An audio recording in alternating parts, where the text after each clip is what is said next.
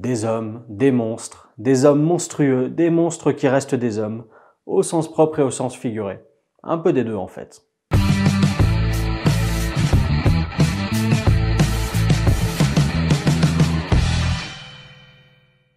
Et on retourne sur Netflix avec une série d'horreur sud-coréenne avec des monstres. Avec beaucoup de monstres.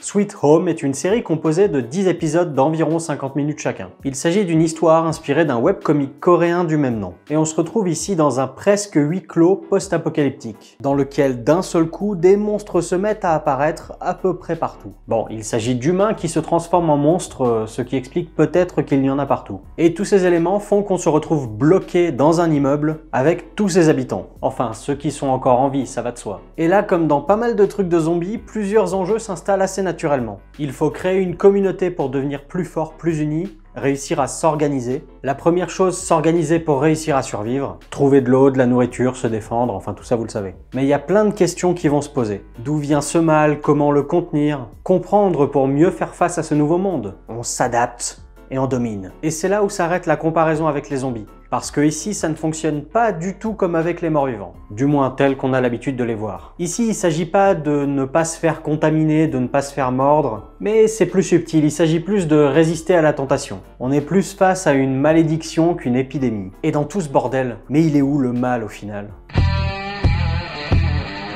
Ah, une série où ils se font vraiment plaisir. Et où ils me font plaisir par la même occasion. J'ai trouvé la série visuellement vraiment très riche. Ils se permettent vraiment plein de choses différentes. Déjà au niveau des couleurs, la série est par moments vraiment très colorée. Un extérieur qui peut être très bleu, certaines zones en intérieur qui peuvent être plutôt vertes, amenant un côté sale et délabré. Une simple lumière rouge présente dans la pièce, ou même des rayons du soleil, peuvent amener à des images presque noyées dans du rouge orangé. Les lumières et l'étalonnage de la série amènent à de très forts contrastes, qui sont encore plus appuyés par un procédé qui est régulièrement utilisé dans la série, qui est que certains éléments du décor, par exemple une fenêtre cachée partiellement par des rideaux, vont refléter la lumière de manière très marquée sur le visage des personnages. Entendez là que la lumière cachée derrière le simple rideau, d'un simple mouvement va venir éclairer partiellement le visage de l'acteur, qui est une excellente manière de faire interagir les personnages avec leur environnement. Et enfin, de rajouter encore plus à la texture de l'image, ils vont utiliser très régulièrement de la fumée. Et j'ai l'impression qu'ils ont rajouté également par moments un peu de grain numérique pour appuyer encore plus le côté post-apocalyptique. Et pour rajouter encore à cette esthétique très chargée, j'ai trouvé que sur beaucoup d'images, il y avait énormément de détails. Très souvent, sur les plans larges, on peut apercevoir plein de petits objets du décor éparpillés un peu partout. La plupart des appartements ont du bazar un peu partout. L'un des lieux de vie principaux va être une crèche, donc avec plein de motifs décoratifs pour enfants. Et enfin, l'un des premiers exemples qu'on se prend dans la tronche, c'est une scène sous la neige, où il y a énormément de neige. Après, au niveau des plans, il y a aussi des plans que j'adore, c'est les plans qui sont débulés. Et pareil, ils en mettent très régulièrement pour appuyer la zone d'inconfort, d'inhabituel.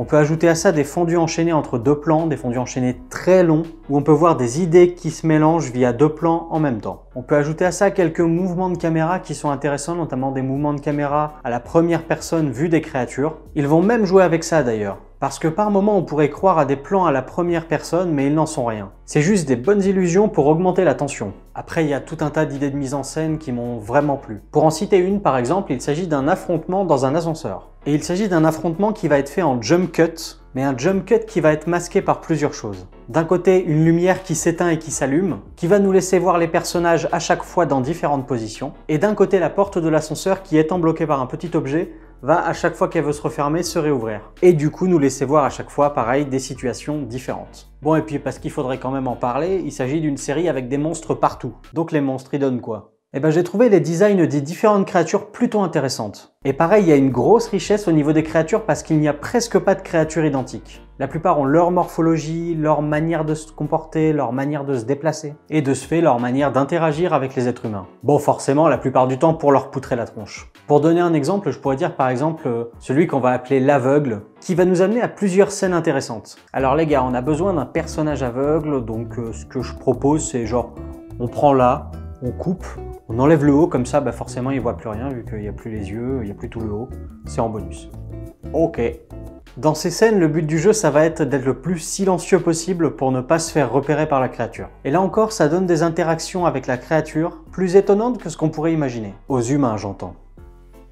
Presque. Et après on en arrive aux personnages, principalement des personnages habitants de l'immeuble. Et là on a une flopée de personnages, vraiment beaucoup de personnages et plutôt très variés. Bon, la plupart n'ont pas 12 000 facettes, ils ont plutôt un caractère bien prédominant. Nous avons l'intello discret, le gros bourrin bien badass, ou encore le jeune mal dans sa peau. Bon, ça n'est qu'un point de départ et la plupart des personnages principaux vont avoir une évolution au cours de la série. Et ces personnages vont amener au rire et aux larmes, via des thèmes assez importants pour les humains, comme l'empathie ou le désir. Et via des situations qui pourraient nous ramener à nos instincts primaires et à céder à la panique à des moments où il faudrait garder la tête froide. Une petite chose à propos du développement des personnages. Au moment où j'ai commencé la série, j'avais peur qu'ils nous sortent un peu de l'ambiance en nous faisant des longs flashbacks, voire même des épisodes complets en flashback. Et ben c'est pas du tout le cas, il y a quelques flashbacks mais ils sont toujours tout petits, ce qui nous sort pas de l'ambiance post-apocalyptique. Bon, après il peut y avoir des longs flashbacks très bien, mais ici j'ai trouvé que c'était un très bon choix. Bon, et de toute cette richesse, il n'en sort pas quelques petits défauts aussi? Bah selon moi, si, quand même quelques-uns.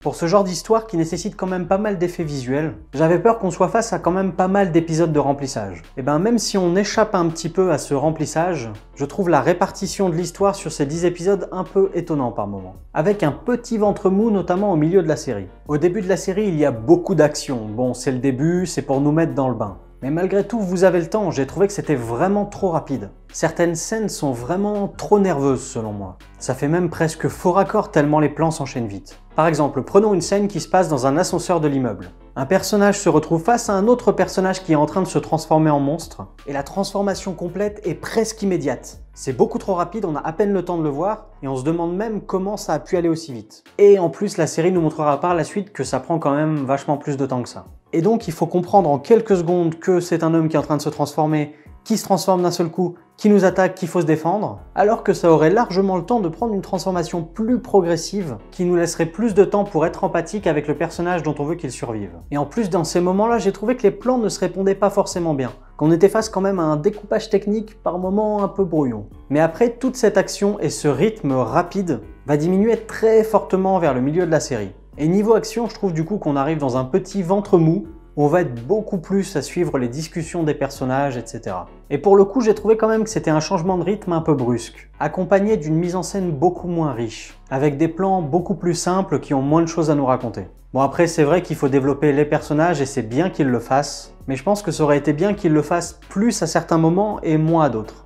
Et vers la fin, tout repart à triple vitesse avec les grosses qualités du début de la série. Là où par moment, il aurait fallu peut-être un peu plus de temps pour développer les personnages, quand le doute s'installe, ou que les idées de changement de camp, changement d'alliance, mettent un peu plus de temps à germer dans leur tête. Par exemple, vers la fin, un personnage va essayer de corrompre un autre personnage, et ça va être appuyé par une scène qui va se dérouler dans la foulée, comme par hasard, dans lequel il va y avoir une mise à mort précipitée, et que j'ai trouvé quand même un peu étonnante de la part de plusieurs personnages. Surtout à ce stade-là de la série. Un indice pour ceux qui ont vu la série, il est vert visqueux et il fait coucou. Et enfin, un dernier petit détail qui m'a étonné, c'est que l'une des manières de se défendre va être de ne pas faire de bruit pour que les créatures ne nous entendent pas. Et ils vont mettre en place un système d'alarme extrêmement bruyant. Franchement, 2 immeubles plus loin, on l'entend.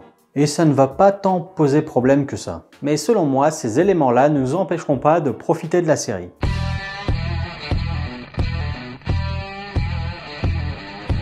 J'adore vraiment quand les séries ont une mise en scène beaucoup plus audacieuse. Et c'est une des raisons principales qui fait que Sweet Home m'a vraiment plu. Avec forcément le fait que j'aime l'horreur et les monstres. Ici, plus les monstres que l'horreur d'ailleurs.